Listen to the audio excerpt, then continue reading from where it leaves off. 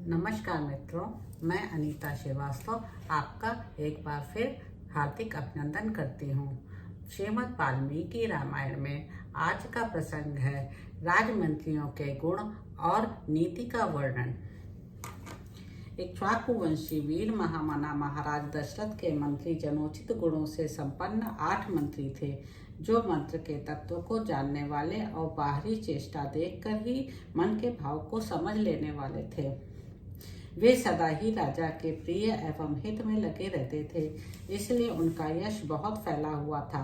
वे सभी शुद्ध आचार विचार से युक्त थे और राजकीय कार्यों में निरंतर संलग्न रहते थे। उनके नाम इस प्रकार हैं: दृष्टि, जयंत, विजय, सुराष्ट्र, राष्ट्रवर्धन, अकोप, धर्मपाल और 8वें सुमंत, जो अर्थशास्त्र के ज्ञाता थे। ऋषियों में श्रेष्ठतम वशिष्ठ और वामदेव, ये 2 महर्षि राजा के माननीय ऋत्विज थे।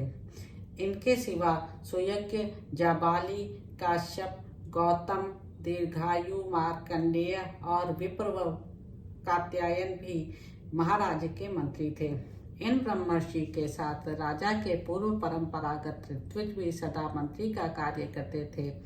वे सबके सब विद्वान होने के कारण विनयशील, सलज्ज, कार्यकुशल, जितेंद्रिय, श्री संपन्न महात्मा, शस्त्र विद्या के ज्ञाता, सुदृढ़ पराक्रमी, यशस्वी, समस्त राज्य कार्यों में सावधान, राजा की आज्ञा के अनुसार कार्य करने वाले, तेजस्वी, क्षमाशील, कीर्तिमान तथा मुस्कुरा कर बात करने वाले थे।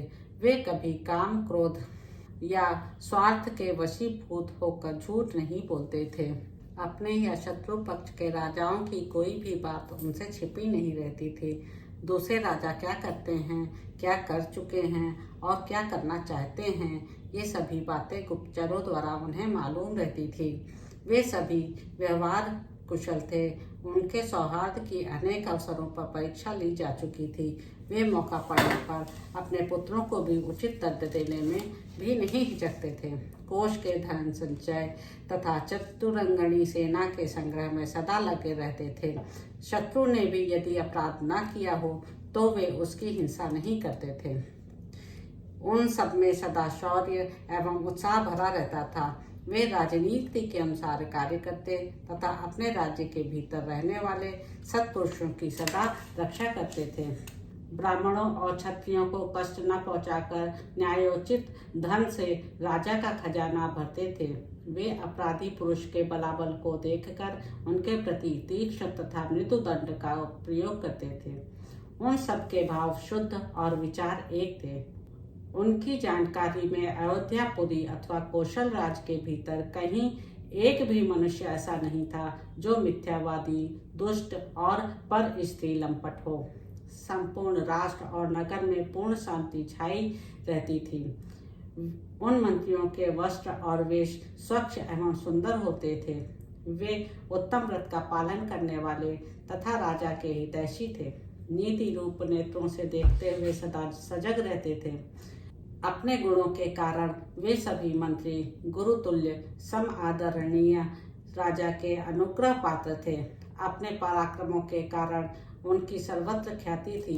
विदेशों में भी उन सब लोग उन्हें जानते थे। वे सभी बातों में बुद्धि द्वारा भली भांति विचार करके किसी निश्चय पर पहुंचते थे। समस्त देशों और कालों में वे गुणवान ही सिद्ध होते थे, गुणहीन नहीं। संधि और विग्रह के उपयोग और अवसर का उन्हें अच्छी तरह ज्ञान था। वे स्वभाव से ही संपत्तिशाली थे। उनमें राजकीय मंत्रणा को गुप्त रखने की पूर्ण शक्ति थी। वे सूक्ष्म विषय का विचार करने में कुशल थे। नीति शास्त्र में उनकी विशेष जानकारी थी तथा वे सदा ही प्रिय लगने वाली बात बोलते थे। ऐसे गुणवान मंत्रियों के साथ रहकर निष्पाप राजा दशरथ उस भूमंडल का शासन करते थे। वे गुप्तचरों द्वारा अपने और शत्रु राज्य के वृत्तांतों पर दृष्टि रखते थे, प्रजा का धर्म पूर्वक पालन करते थे तथा प्रजा पालन करते हुए अधर्म से दूर ही रहते थे। उनकी तीनों लोकों में प्रसिद्धि थी। वे उदार और सत्य प्रतिज्ञ थे। पुरुष सिंह राजा दशरथ अयोध्या में ही रहकर इस पृथ्वी का शासन करते थे। उन्हें कभी अपने से बड़ा तथा अपने समान भी कोई शत्रु नहीं मिला। उनके मित्रों की संख्या बहुत थी। सभी सामंत उनके चरणों में मस्तक झुकाते थे। उनके प्रताप से राज्य के सारे कंटक नष्ट हो गए थे।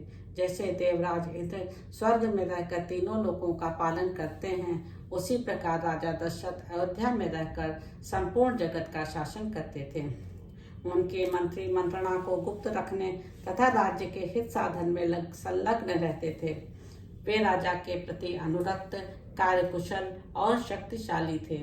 जैसे सूर्य अपनी तेजोमयी किरणों के साथ उदित होकर प्रकाशित होते हैं, उसी प्रकार राजा दशरथ उन तेजस्वी मंत्रियों से घिरे रहकर बड़ी शोभा पाते थे। तो इस प्रकार मित्रों, बालकांड में निहित 7वां सर्ग यहाँ पर समाप्त होता है। कल पुनः आपसे अगले पाठ के समय मुलाकात होगी। नमस्कार मित्रों।